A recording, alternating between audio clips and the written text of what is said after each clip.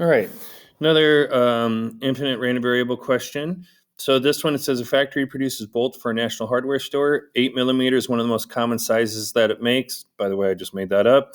The machine is starting to wear down and the bolts are not exactly 8 millimeters, which, that seems to be something that would reasonably happen.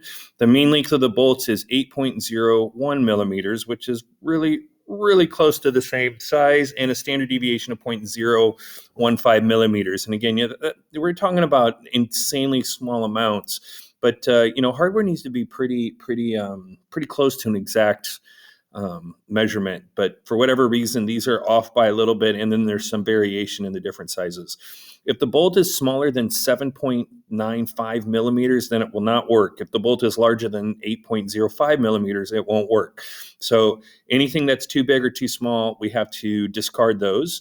And then it says the machine produces 15,000 bolts last week. How many will need to be discarded?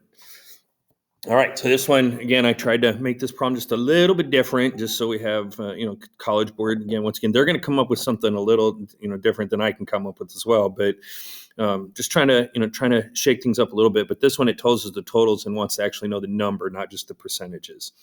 All right, so for this one, again, I'm going to call X is going to be the size. Let's see, did I use length or...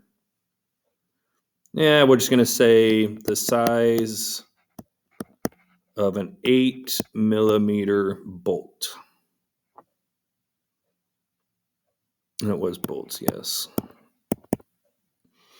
And then X follows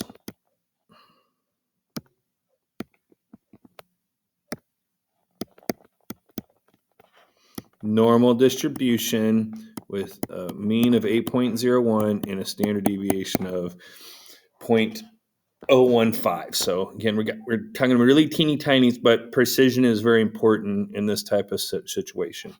All right, now I want to know what's the probability.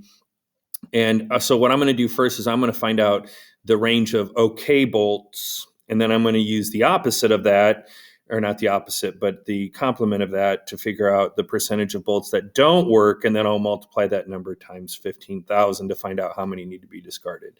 So I need to find out what's the probability that X is between 7.95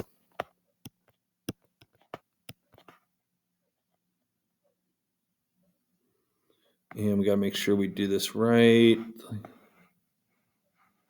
So it says if it's smaller than 7.95, then it won't work, meaning that if it's exactly 7.95, it will work, meaning I need to include these values in my probability statement, and it absolutely makes a difference. It won't make a difference in the answer, but part of your answer on an FRQ is writing down all the steps correctly. All right, so for that, I'm going to do, again, normal CDF. And I'm going to do lower is 7.95. Upper is 8.05. Mu of X is 8.01. And sigma X is 0.015. All right. So I plug that in the calculator and I get 0.996, which means this is the percentage that works. So then I do 1 minus 0.996, and I'm going to get 0.004 that don't work. I guess I'll have to do. And then 0.004 times 15,000